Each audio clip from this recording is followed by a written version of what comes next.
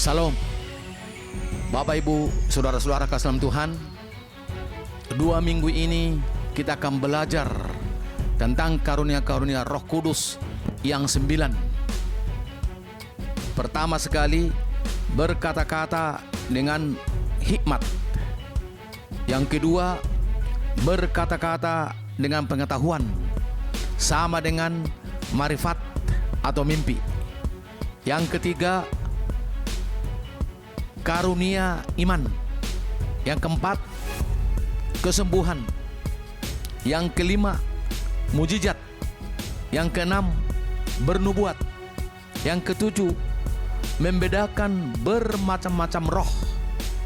Yang kedelapan, berkata-kata dalam bahasa roh.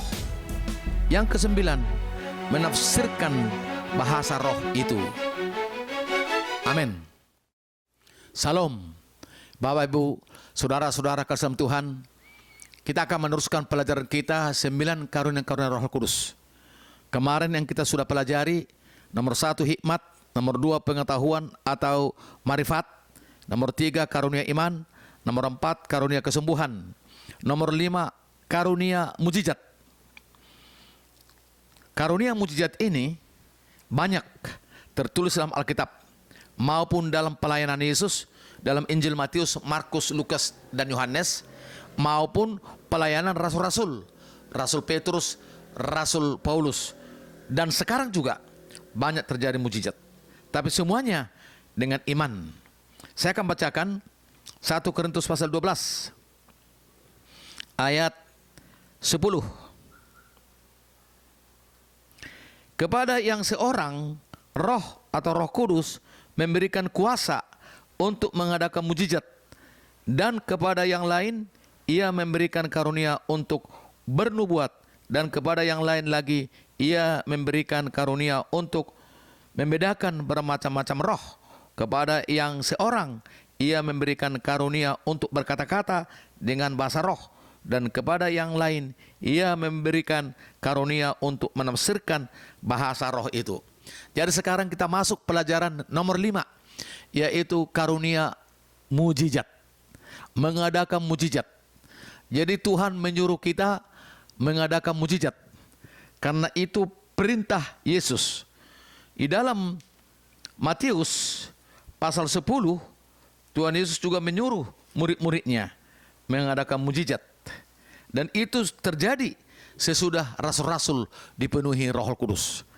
Sedangkan dulu sebelum dipenuhi Roh Kudus pun, rasul-rasul, karena waktu itu Yesus masih ada di dalam dunia secara manusia, maka dia menyuruh murid-muridnya untuk menjalankan, yaitu mujizat dari Tuhan. Saya akan bacakan Markus 10 ayat 8. Sembuhkanlah orang sakit, bangkitkanlah orang mati, tahirkanlah orang kusta, usirlah setan-setan. Kamu telah memperolehnya dengan cuma-cuma, karena itu berikanlah pula dengan cuma-cuma. Waktu Yesus dulu 2000 tahun yang lewat mengajari dalam dunia 3,5 tahun, rasul-rasul, murid-murid yang 12 sudah mengalami mujizat. Disuruh yang sakit sembuh, yang mati dalam nama Yesus bangkit. Sekarang pun itu terjadi. Bagaimana dengan iman kita sehingga karunia mujizat itu akan terjadi? Contoh, dulu waktu Tuhan izinkan saya meneruskan KKR di Binjai, waktu itu sebenarnya yang khotbah penginjil dari Kanada. Tetapi karena hari kedua surat-suratnya tidak lengkap menurut pemerintah setempat, maka saya diizinkan untuk bawa firman. Waktu Roh Kudus berbicara kepada saya, undang yang tuli, maka saya undang yang tuli. Sehingga pendeta-pendeta di belakang saya, hamba-hamba Tuhan, saya suruh satu orang untuk bertanya dari belakang. 1, gak dengar. 2, gak dengar. 3, gak dengar. Dia tulis sejak lahir menurut keluarganya.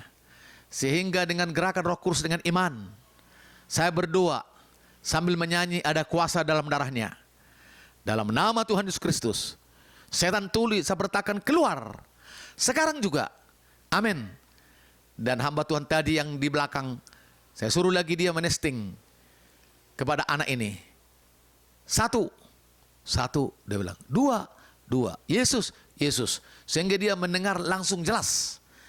Tidak mengalami proses, langsung jelas kontan dia mendengar. Sehingga itu terjadi mujizat. Kesembuhan mujizat. Dan waktu itu ratusan banyak orang sakit datang ke depan. Tetapi karena waktunya sudah malam, kita tidak uji lagi satu persatu. Saudara-saudara kasih dalam Tuhan, sekarang juga banyak terjadi mujizat. Pernah dulu saya doakan juga buta dan bisu. Seorang ibu, tapi bukan sejak lahir. Katanya sakit entah berapa minggu, berapa bulan. Sehingga sudah dibawa ke dukun, dibawa kepada orang pintar, tidak sembuh. Malahan Kristen. Sehingga waktu itu saya dipanggil. Dan saya berdoa, tidak sembuh.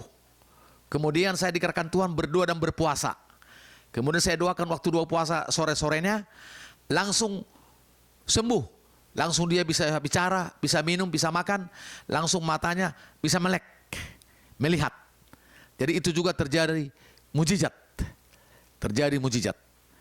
Demikian juga waktu di Balikpapan, Kalimantan Timur, di mana ada seorang lumpuh membawa tongkat, diusung oleh keluarganya. Sehingga waktu KKR 3 malam berturut-turut, maka Roh Kudus menggerakkan saya berdoa.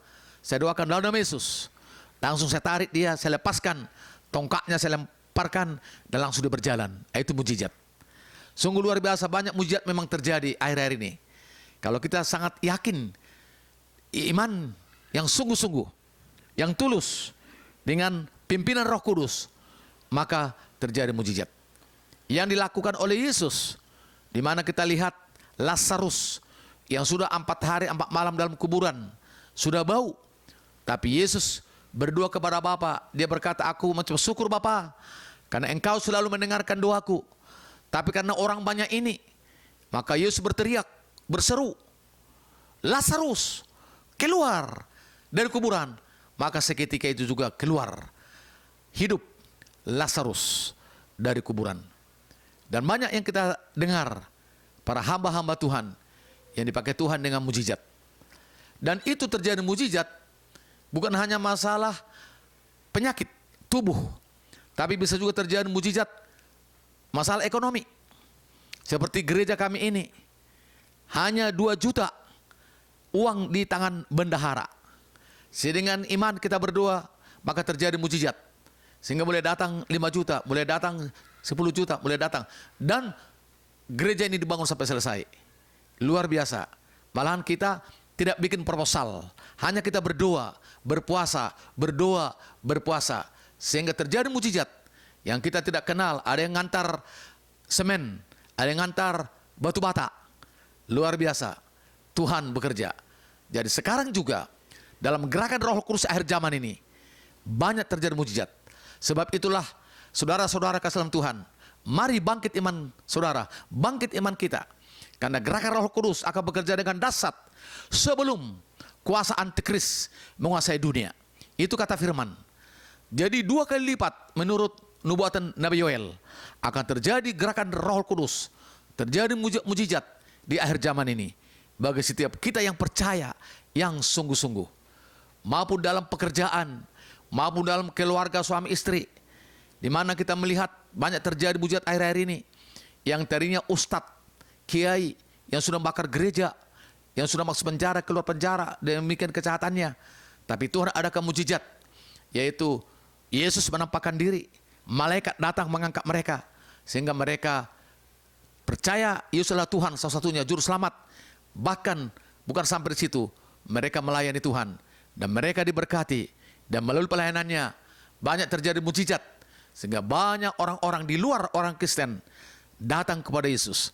Karena itu penggenapan doanya Yesus, khotbahnya Yesus dalam Injil Yohanes pasal 10 ayat 16. Ada domba yang harus kutuntun, dan mereka harus masuk kandang, satu kandang dengan orang-orang yang percaya.